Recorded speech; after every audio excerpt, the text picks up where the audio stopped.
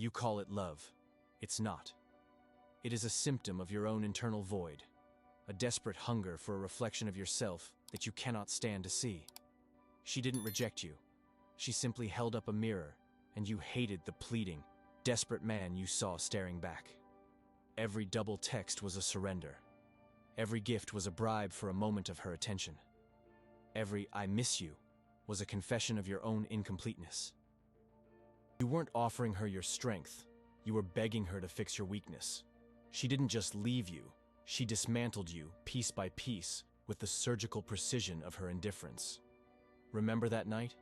Staring at your phone, the screen burning into your retinas. That message you spent an hour crafting, a pathetic masterpiece of calculated casualness, was left unread. In that silence, in that digital void where her reply should have been, you weren't just ignored. You were erased. That empty space was a monument to your irrelevance in her world. It was a declaration that her time, her thoughts, her very emotional bandwidth were assets far too valuable to be spent on you. You had offered her the keys to your emotional state, and she simply let them fall to the ground, not even bothering to see where they landed. You replay the scenes in your mind, a masochistic loop of self-torture. The way she laughed, but never truly with you. The way her eyes scanned the room while you were talking, searching for someone, anyone, more interesting. You were a placeholder, a convenient source of validation until a better option appeared. She didn't just ignore you. She used your attention as a temporary ego boost, a disposable resource to be consumed and discarded. And the most humiliating part? You let her. You practically thanked her for the scraps she threw your way, pathetically hoping that if you were a good enough boy, she might eventually let you inside the palace of her approval. The great pessimistic philosopher Arthur Schopenhauer saw this sickness clearly. He understood that the human will, this blind, desperate, insatiable striving, is the very engine of all suffering. He knew that to desperately seek something is to loudly announce to the universe, and more importantly, to her, that you do not possess it. It is a confession of lack, and nothing, absolutely nothing, breeds contempt faster than the stench of neediness. This isn't just about romantic pursuit. It's a fundamental law of power dynamics. The predator doesn't beg for the prey's attention. The king doesn't ask for the loyalty of his subjects. He commands it through his very presence, his unshakable self-sufficiency. Your neediness is a broadcast, a flashing neon sign that reads, "I am incomplete without you." And her subconscious mind, wired for millennia to seek and align with strength, recoils from it with instinctual, biological disgust. You have been playing a game where your every move signals weakness, a contest where you have already surrendered before the first move was even made. But what if I told you that the path to regaining not just her respect, but absolute psychological dominance in this dynamic begins with a single, brutal act of self-amputation, an act so cold, so contrary to every emotional instinct screaming inside you that it will feel like you are killing a part of yourself. Because you are. You must execute the needy boy within you to finally let the man take control. Before we dismantle the architecture of your weakness and rebuild you from the ground up, I command you to do 3 things. First, subscribe to Psychological Dominion and activate all notifications, because this is not a channel you simply watch. It is an arsenal you acquire. Second, give this video a like to signal your commitment to this psychological war. And third, go to the comments right now and tell me, what was the single moment you felt your power completely evaporate in front of someone? What was the final blow that brought you here seeking answers? And where are you fighting this battle from? I want to see which cities, which countries are forging new soldiers in this unforgiving war for respect. The strategy you've been using is one of addition. You think that by adding more attention, more compliments, more availability, you will eventually tip the scales of her affection in your favor. This is a fatal miscalculation. You are trying to fill a bucket with a hole in it. The more you pour in, the faster it drains, and the more pathetic you look in the process. Your constant presence in her life has made you common. You are predictable. You are background noise. You have made yourself so available that your value has plummeted to zero. In the economy of human desire, scarcity creates value. Your emotional abundance has made you worthless in her eyes. She knows she can have your attention whenever she wants, so she never wants it. It's the same reason a man dying of thirst in the desert would kill for a glass of water, but a man standing by a river wouldn't even notice it. You have turned yourself into a river of validation, and she is dying of thirst for a man who is a desert, a man whose approval is a rare and precious oasis. We are not here to learn how to win her back. That is the goal of a boy. We are here to build a fortress of self so powerful, so complete, that her validation becomes irrelevant. Ultimate reversal of power doesn't happen when she finally texts you back. It happens when you no longer care if she does. It happens when your phone buzzes with her name, and you feel nothing but a mild curiosity, a detached observation of a power dynamic that is finally, irrevocably, flipped. This is not about learning new pickup lines or manipulative tricks. This is about performing psychological surgery on yourself, without anesthesia. We will carve out the supplication. We will cauterize the wounds of your ego. We will replace the hollow desperation with the cold, hard steel of calculated indifference. The man who finishes this video will not be the same man who started it. The only question is, are you prepared to pay the price for that transformation?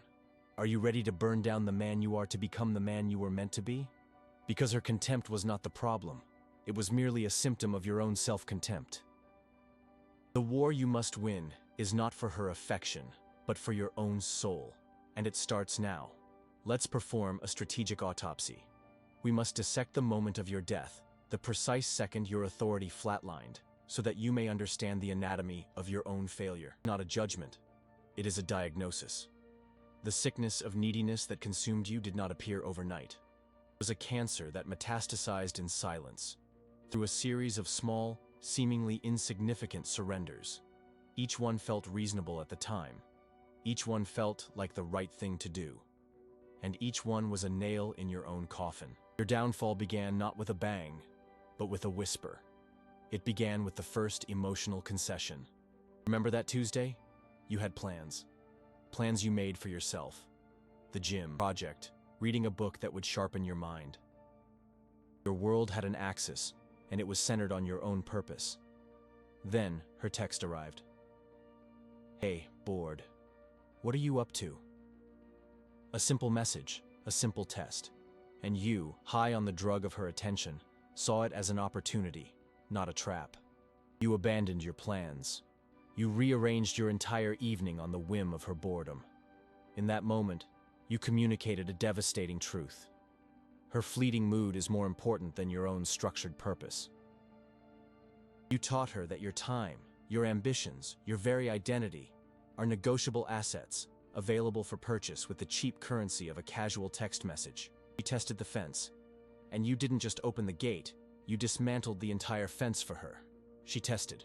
You yielded. She won. This is the first stage, the voluntary surrender of your own frame. You believe you are being flexible, accommodating. What she perceives, on a primal subconscious level, is a man without a mission, a man whose world can be easily rocked, a man who can be led. And women, despite what they may say, are not biologically wired to respect, let alone desire, a man they can effortlessly lead. They desire a man with a map, a man whose direction is so compelling that they want to follow. You threw your map away and asked for hers. From this first concession, the disease progresses to the second stage, the loss of emotional control. Your inner state is no longer your own sovereign territory. It is an occupied state, and she is the occupying force. Her mood dictates your mood. A quick, friendly reply sends you into euphoria. A delayed response, or worse, the cold blue checkmark of a message left on read, plunges you into a spiral of anxiety and self-doubt. You begin to analyze her every word, her punctuation, the time it takes her to respond. You have become a cryptographer of indifference, desperately searching for meaning where there is none. This is precisely the suffering Schopenhauer identified as the core of human existence. Your will, that blind, striving force within you, has latched onto an external object, her validation. You have chained your well-being to the most unpredictable and uncontrollable variable in the universe, another person's whim. Schopenhauer saw this as a form of madness. He argued that a man can be himself only so long as he is alone, and if he does not love solitude, he will not love freedom. For it is only when he is alone that he is really free. You have sacrificed your freedom for the illusion of connection. Check your phone not for information but for a dopamine hit, a temporary relief from the anxiety of her silence.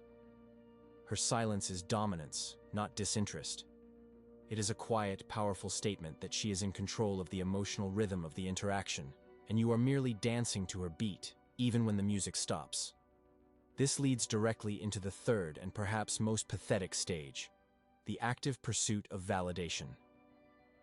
You are no longer just reacting, you are performing.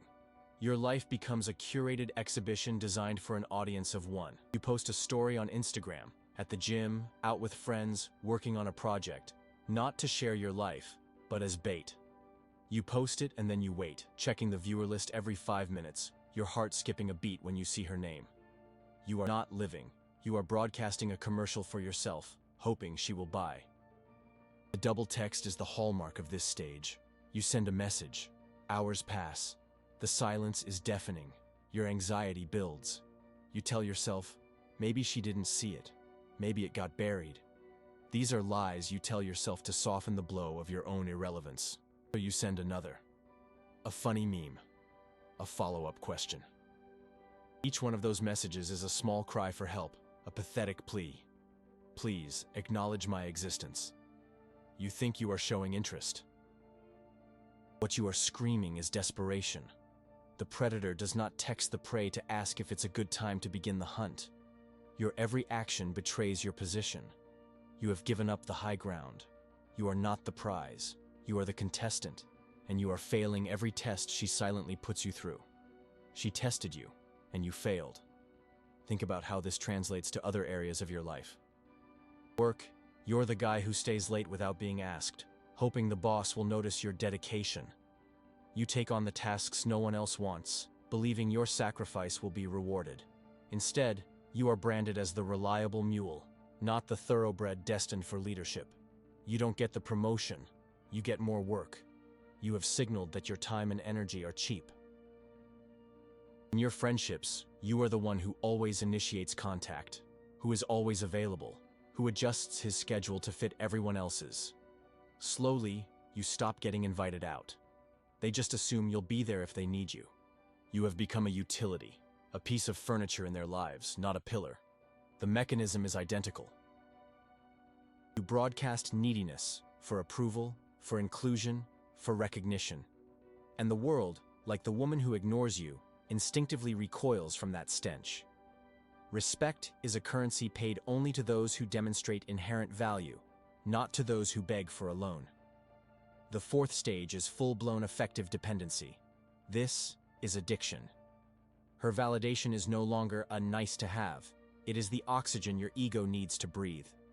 Without it, you suffocate. This is where the real self-torture begins. You replay every past interaction, searching for the exact moment you went wrong.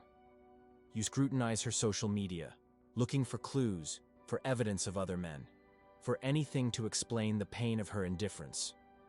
You have become a detective investigating the crime of your own rejection. But you are the primary suspect. Schopenhauer would say you are a slave to the will to live, but you have distorted it. It's no longer a will to live, but a will to be validated by her. This dependency neuters you. It strips you of your charisma, your humor, your very essence. When you are with her, you are not yourself. You are a nervous, calculating people-pleaser, constantly monitoring her reactions, adjusting your personality in real time to find a version she might approve of. You agree with everything she says. You laugh a little too hard at her jokes. You have become a chameleon, but the camouflage is so desperate it's transparent. She sees it. Everyone sees it. You have lost the one thing that could ever make you attractive. An authentic, unshakable sense of self. You have become a ghost, haunting her inbox, waiting for her to give you permission to exist. Before we go any deeper into the tactical reversal of this catastrophic position, I require a demonstration of your will. This is not a passive process. You must be an active participant in your own reconstruction. So do this now. Subscribe to Psychological Dominion and activate the bell, which is not a notification bell, but a battle alarm. Give this video a like to signal your alliance with this new philosophy. Now, go to the comments and answer this question with absolute honesty. What was the one harmless favor or compromise you made that, in retrospect, was the first crack in your dam of self-respect? What was the small yes that led to your total surrender? I want to see the battlefield reports from the front lines of your own psychological wars. Let's confront the lies you tell yourself. The first is the nice guy myth. I'm not being needy, you object. I'm just being a nice guy. This is a dangerous delusion. You are not being nice. You are being compliant out of fear. Fear of her disapproval, fear of being alone, fear of conflict. Niceness is a passive quality. Kindness, on the other hand, is an active strength. A kind man helps a woman change a flat tire because he is capable and chooses to help. A nice guy helps because he's hoping to get her number. A kind man states his opinion respectfully, even if it differs from hers. A nice guy agrees with everything she says to avoid rocking the boat. A kind man has boundaries. A nice guy is a doormat with "welcome" written on it. She doesn't want a nice guy. She wants a good man. And a good man's goodness is built on a foundation of strength, not on the shifting sands of a desperate need for approval. The second objection is the belief in romantic gestures. But shouldn't I show her I care? What about buying her flowers or texting her good morning? You are confusing strategy with sentimentality. These gestures only have value when they are a bonus, an accent to an already established foundation of respect and attraction. When you are in a position of weakness, these are not gestures of affection. They are bribes. You are attempting to purchase her attention and validation. It is a transaction, and you are signaling that you are the one who needs to buy. Imagine a king. Does a king constantly tell his subjects he's the king? Does he shower them with gifts to remind them of his authority? No. His power is inherent. It is demonstrated through his actions, his bearing, his unshakable frame. Your constant good morning texts are not the actions of a king. They are the nervous pleas of a court jester trying to get a smile from the queen. You are not showing her you care. You are showing her you are insecurely attached and need to constantly check if the connection is still there. This brings us to the final catastrophic stage, breaking the silence. This is the death rattle of your dignity. After weeks of being ignored, of your ego being ground into dust, you can't take it anymore. You send the novel-length text, the "can we talk" message, the demand for closure. You are asking her to perform your own autopsy. You are begging her to explain to you, in detail, why you are not good enough. This is the ultimate surrender. You are handing her the final sword and asking her to deliver the killing blow. When you asked for an explanation, you cemented your lower status. When you demanded to know why, you confirmed that her opinion of you is more important than your own.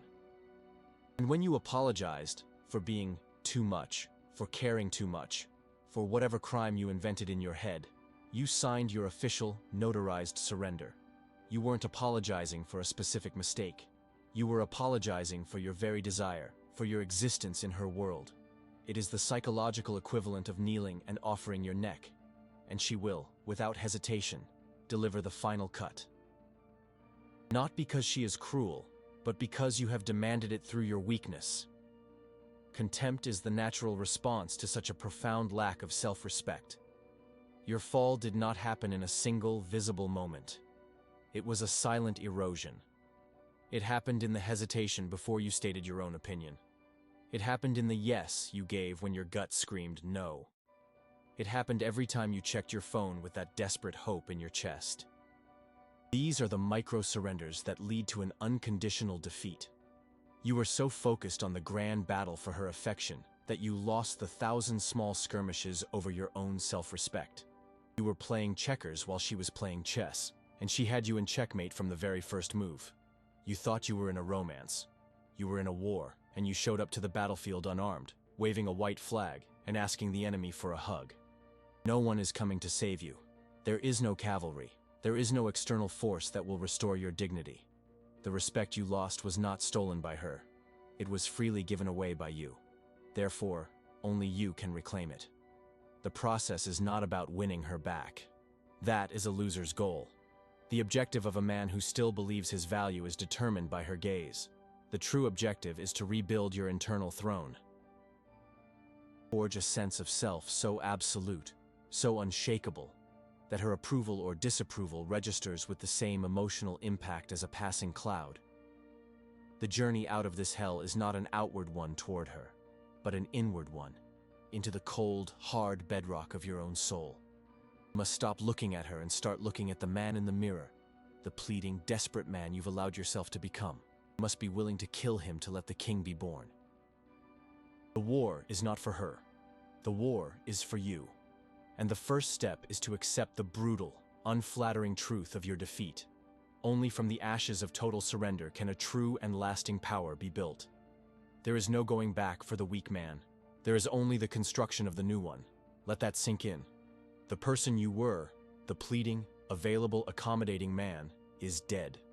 You must not attempt to resuscitate him. Any attempt to revive that version of yourself is an act of self-sabotage. Your only path forward is to become an entirely new entity, forged in the fires of her indifference. This is not an emotional journey of healing. This is the cold, tactical assembly of a superior weapon. We will now lay out the schematics for your reconstruction. These are not suggestions. These are commands. Your feelings are irrelevant here. Your discipline is everything. The first command is absolute. Cut the excess. You are an organism riddled with the cancer of hope. Your hope is the disease. The excess is every channel through which you might receive a breadcrumb of her attention. You will perform a complete communication amputation. Delete her number. Do not write it down. Do not save it in the cloud. Erase it from existence. Block her on every social media platform. Not to make a statement to her, but to make a statement to yourself. You are closing the gates. You are sealing the tomb of the man you used to be. Every lingering connection is a potential point of failure, a crack in your new armor through which weakness can seep back in. You think you can keep her on Instagram just to see what she's up to. This is a lie. You are keeping her there as a self-torture device, a digital altar where you go to worship your own pain. To cut the excess means to remove her from your field of vision entirely. You cannot rebuild your empire while you are still staring at the ruins of your last pathetic hut. You must turn your back on it completely and march into new territory without looking back. This is non-negotiable. It is the foundation upon which all future power will be built. The second command, install the silence. This is your most powerful offensive weapon. In the coming weeks or months, she may attempt to breach your new defenses. A random text. A happy birthday message. A story reply. These are not olive branches, they are probes. She is testing your frame. She is checking to see if the pathetic, eager puppy is still waiting by the door. Your response to these probes will determine the entire future of this dynamic. And your only response is a profound, unshakable, and deafening silence. Not responding is not a passive act. It is an active declaration of dominance.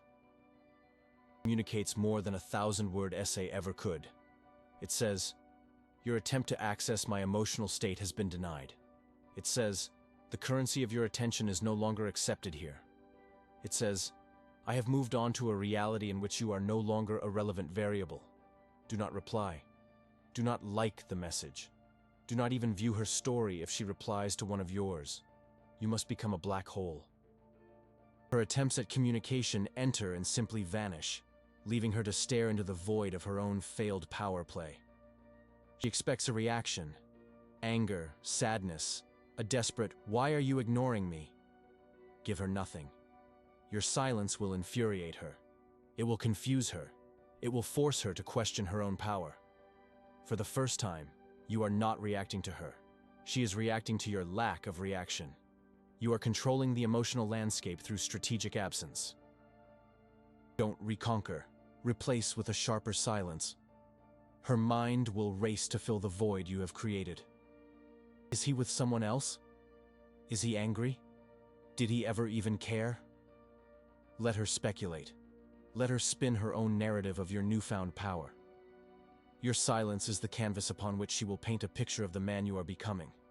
A man who is beyond her reach and therefore infinitely more desirable. The third command, control the reaction. The first two commands were external. This one is internal, and it is the most difficult.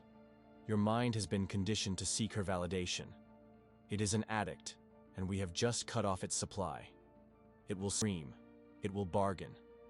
It will try to trick you into checking her profile through a friend's account. It will conjure nostalgic memories at 3 a.m. This is the death rattle of the weak man within you. You must treat these impulses with the cold contempt of a prison warden. Acknowledge the thought, observe it as a symptom of the old sickness, and then let it pass without action. This is the essence of what Schopenhauer spoke of when he analyzed the tyrannical nature of. He wrote, "We seldom think of what we have, but always of what we lack." Your mind is addicted to focusing on the lack of her. You must starve this addiction. This is where the real war is fought. Not in her inbox, but in the 6 inches between your ears. Meditate. Train your body until it is screaming for mercy. Pour every ounce of that obsessive energy into your work, your mission. Your goal is to reforge your neural pathways.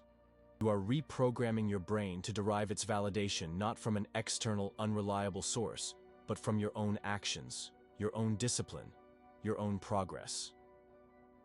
When the urge to check on her arises, you will immediately do 20 push-ups. When you start replaying old conversations, you will immediately go and read 10 pages of a difficult book. You will replace every pathetic impulse with a constructive action. You are not suppressing your emotions. You are redirecting the raw energy behind them. The man who wants to be loved will be discarded. The man who imposes his presence will be feared. Right now, your most fearsome presence is your own internal discipline. This reconstruction is not a vague hope. It is a strategic plan with clear objectives. Your life is now a corporation, and you are its ruthless CEO. The sole mission of this corporation is to increase its own value across 4 key sectors: the physical, the financial, the social, and the symbolic.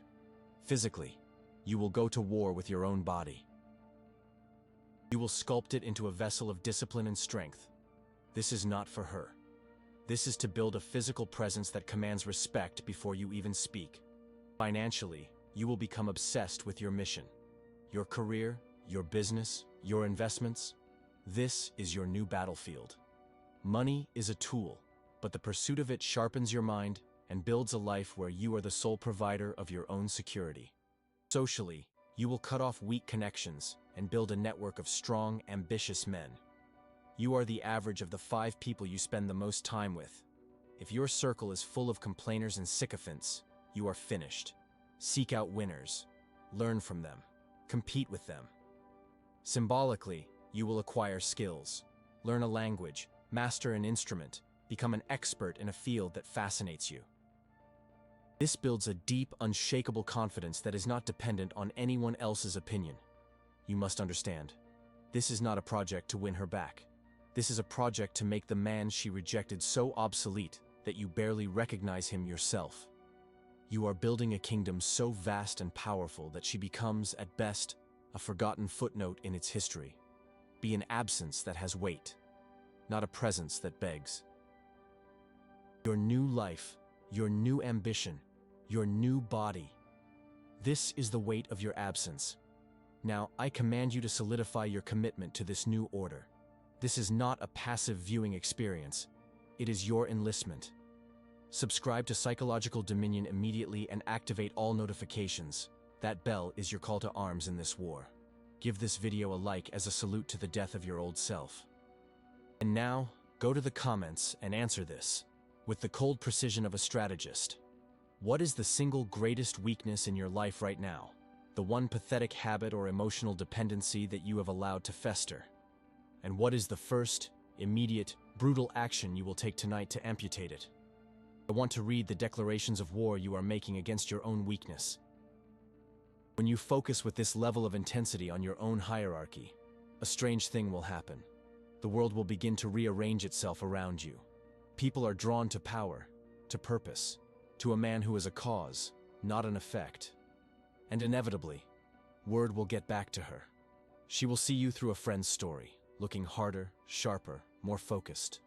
She will hear about your promotion, your new venture, your travels. And the image she had of you, the needy, predictable boy, will begin to crack. The silence you imposed will suddenly make sense in a terrifying new way. It wasn't weakness. It was a reallocation of resources. You weren't heartbroken. You were busy building an empire. This is the moment the power dynamic begins to irreversibly shift. Her contempt, born from your neediness, will curdle into a confused respect. Her indifference will be replaced by a gnawing curiosity. That curiosity is the seed of her obsession. She will be the one checking for your name. She will be the one staring at the read receipt, wondering why you are no longer playing the game.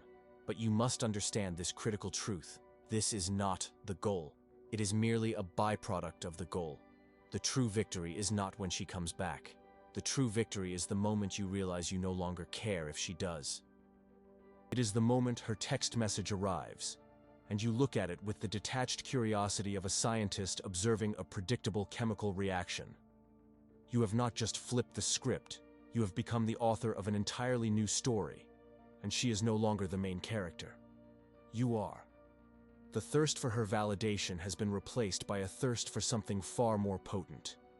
Your own absolute, unshakable, self-generated dominion. And so, the day will come. It is as inevitable as the tide. It may be a Tuesday afternoon or a Saturday night, but it will come. Your phone will illuminate with her name, a ghost from a forgotten war. The message will be carefully crafted for plausible deniability. Perhaps a, "Hey, just saw this and thought of you," attached to a meaningless meme. Or the classic, "How have you been?" It is a probe. A reconnaissance mission sent from her world of fading certainty into the silent, unknown territory of your new reality. In that moment, the man you were would have felt a surge of adrenaline, a nauseating mix of hope and panic. His heart would have hammered against his ribs, his mind racing, composing a dozen different replies. You are not that man.